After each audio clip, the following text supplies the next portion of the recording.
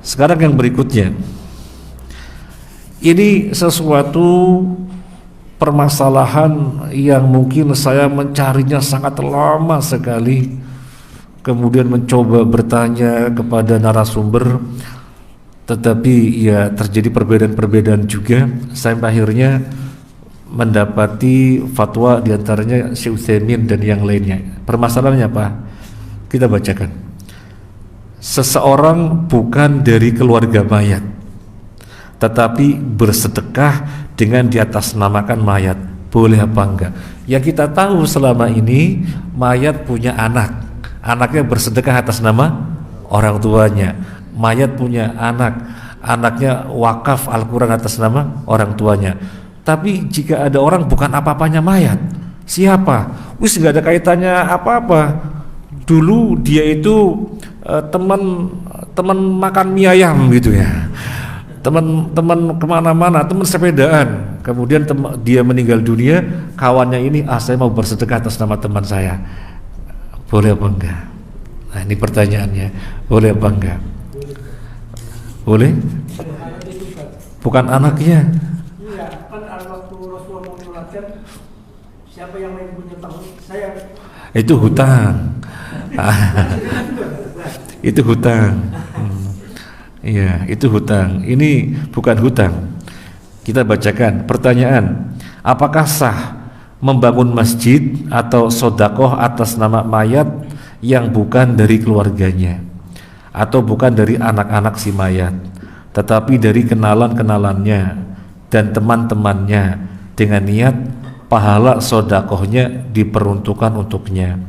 Apakah doa, ini yang pertama. Pertanyaan yang kedua, apakah doa lebih utama bagi mayit daripada sodakoh atas namanya?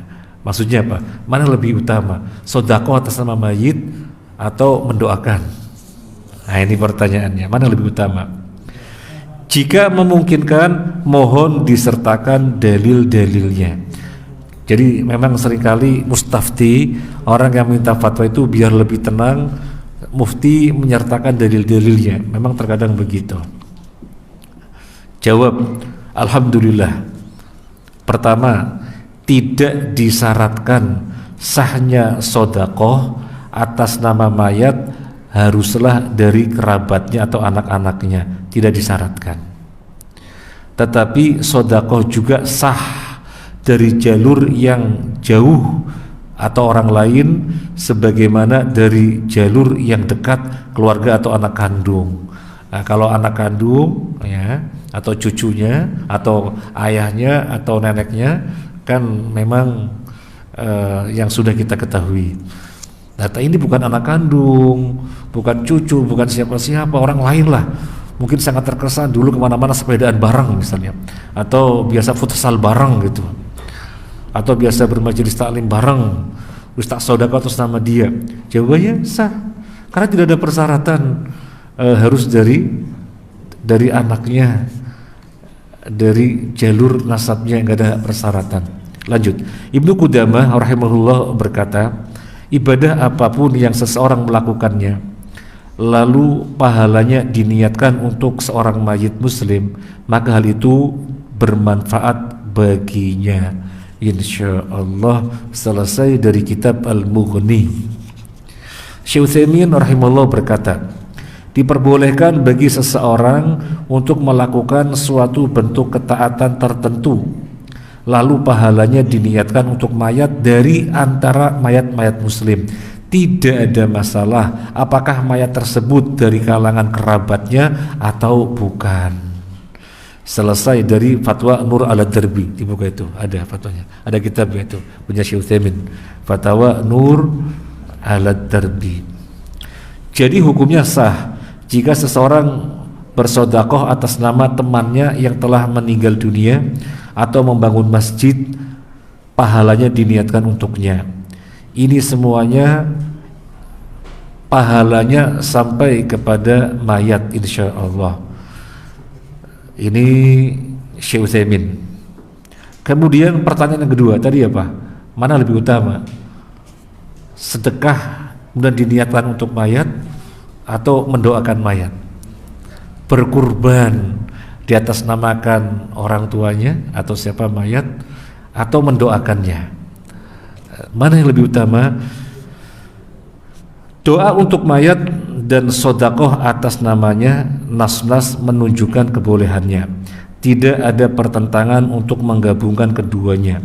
Seseorang bisa bersodakoh atas nama mayat sekaligus mendoakannya pada saat yang sama. Tetapi dari sisi keutamaan, para sebagian ahli ilmu menyatakan mendoakan mayat lebih utama daripada bersedekah atas namanya, atau doa lebih utama daripada apapun yang dihadiahkan untuk mayat secara mutlak.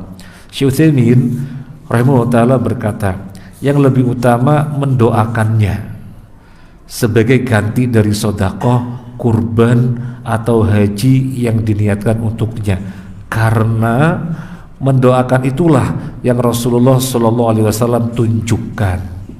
Sabit dari beliau sallallahu alaihi wasallam, idza matal insanu in qata'a amalu illa min thalathin, illa min shadaqatin jariyatin aw ilmin yuntafa'u bi aw waladin shalihin yad'u lahu. Apabila seseorang meninggal dunia, maka terputuslah amalannya kecuali 3 amalan saja: sedekah jariyah, ilmu yang bermanfaat, dan doa anak soleh, dan anak soleh yang mendoakannya. Kata Syekh Utsaimin lebih lanjut, pada hadis disebutkan anak soleh yang mendoakannya. Beliau tidak bersabda anak soleh yang bersodakoh untuknya, atau haji untuknya, atau amalan-amalan soleh lain untuknya. Tidak. Hadis tersebut sedang berbicara dalam konteks amalan.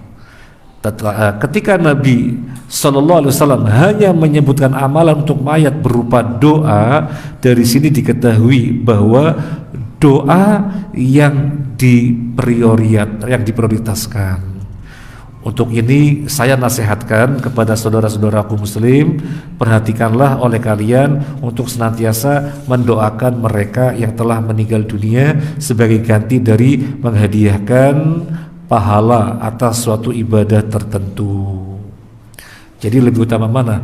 Mendoakan sedekah, kurban atas namanya. Mendoakan lebih utama. Ijtihadnya Syekh Utsaimin itu tadi melihat hadis, kalau manusia meninggal dunia semuanya putus kecuali 3 perkara: sedekah jariyah, ilmu yang bermanfaat, dan anak yang mendoakan. Kata Syekh Utsaimin rahimahullah ta'ala, ini hadis konteksnya sedang berbicara tentang amalan soleh, tapi Nabi hanya menyebut doa, berarti yang lebih utama adalah doa, kata Syekh Utsaimin ya.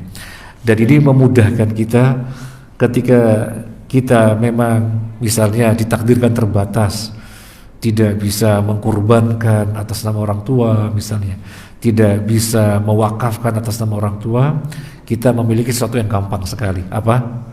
Mendoakan. Dan justru lebih utama. Nah,